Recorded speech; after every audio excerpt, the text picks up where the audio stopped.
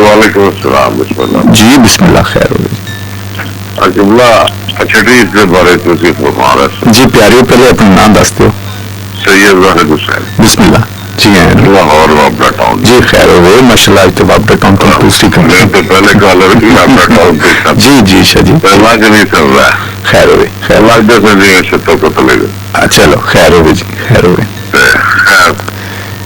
अल्लाह को नहीं सलामत रखे।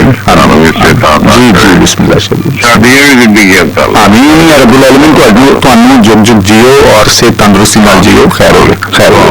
बहुत अभी तो यही सोचते हैं कि वर्गे लोग जो कुछ फैला रहे हैं अल्लाह बरकत दे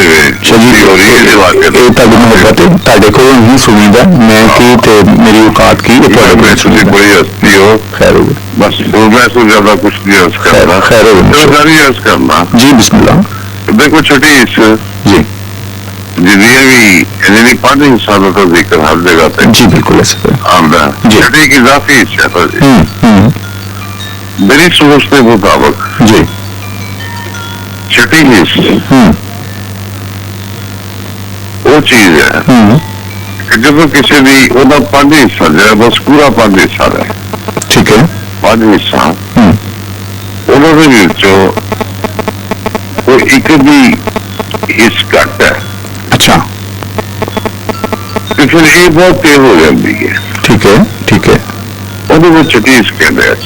मतलब साढ़े जिन्हें पांच हिस्सा ने उन्होंने विचों किसी एक हिस्से विच कुछ घट है कमी हो जाए कमी हो जाए तो जो वो पूरी हो जाए असं उन्हें छठीस कहने नहीं। हाँ किबला हो रही जी जी जी जी पांच हिस्सा तो है ही जो जी जी जी जी बिल्कुल जी जी जी जी मैं कह रहा कि देखो ना एक इंसान अंधा है एक इंसान बहरा है जी एक इंसान गूंगा बहरा है जी बिल्कुल ठीक है एक इंसान खुशबू नहीं होती नहीं होती। मैं अर्ज कर रहे हैं कि जब इन पांच हिस्सा चो कोई चीज बंद हो जाएगी कट जाएगी यानी उन्हें चार हिस्सा रह जाएगी। अच्छा हाँ हाँ हाँ हाँ हाँ हाँ हाँ ठीक ठीक। देखने के हिस्से सुनने के हिस्से चखण के हिस्से सुनने के हिस्से ठीक है ठीक है ठीक है। ਤੁਸੀਂ ਸਾਡੇ ਜਿਹੜੇ ਨਾਬੀ ਦਾ ਭਰਾ ਹੈ ਜੀ ਭੈਣਾਂ ਨੇ ਬੇਟੀਆਂ ਨੇ ਮਾਵਾਂ ਨੇ ਜਿਹੜਾ ਉਹਨਾਂ ਦੀ ਦੇਖੋ ਛਟੀ ਤੁਸੀਂ ਛਟੀ ਕਹੋ ਸਫਲੀ ਕਹੋ ਜਾਂ ਭਲੀ ਕਹ लो। ठीक है ठीक है। मेरे रब ने जिसमें एक बंद कर देती एक औरत आ कर देती। ठीक हो गया ठीक हो गया। ये मेरी बड़ी अच्छी तरह याद है। मेरी दादी है पर दादी है मेरे पेट जी दयाल पेट मेरा जी जी जी मैं टाउन पे आवा उठने के बोला डगोरिया पड़ के गंगा चो लंघ के गलिया चो अखा बाद सफेद चिड़ी है ना जी जी जी जी आम डगोरी होंगे सी ना डगोरी। हाँ जी हाँ जी वो सारा सारा पेड़ पेड़ लगी है सर बिल्कुल इसी तरह हर घर च लेकिन मेरा ख्याल है तुम दुरुस्त फरमा रहे हो मेरा ख्याल है कि जो कायनात दे कोई शख्सियत आती है तो फर्ज करो कि एक हिस्से की यानी एक खंडे हिस्स घट है नहीं नहीं मैं क्या अंदर का जो चानन है ना अंदर का जो चानन है वो मौजूद रब्बे कायनात वो अटा कर देता है ठीक है ना।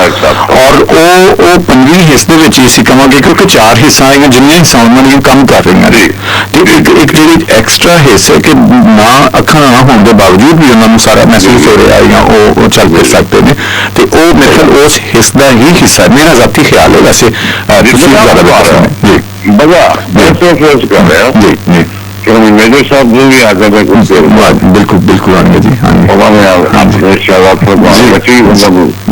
इंशाल्लाह सुबह जी बिस्मिल्लाह मुर्शिद बहुत पावे जी समाज फरमानी है जी जी जी जिस तरह ओ एक सदन राई होगा सी मलूक से राई जी बिल्कुल जी जी जी जी जी पॉलिटिशियन बिल्कुल तो बेस्ट एक याद ही है अल्ट्रा बिल्डिंग के नेशनल सेंटर जी है ਉੱਥੇ ਜਨਾਬ ਇੱਕ ਪ੍ਰੋਗਰਾਮ ਸੀ ਤੇ ਕਿਬਲਾ ਇਰਾਚਨ ਪੱਟੀ ਸਾਹਿਬ ਦਾ ਵੀ ਤਸ਼ਰੀਫ ਲਿਆਇਆ ਜੀ तो फजल सर भाई साहब भी एमपी में तो सब में बैठे साहब तो पट्टी साहब यानी राशन पट्टी साहब के बुलाओ तशरीफ फरमा सकते अच्छा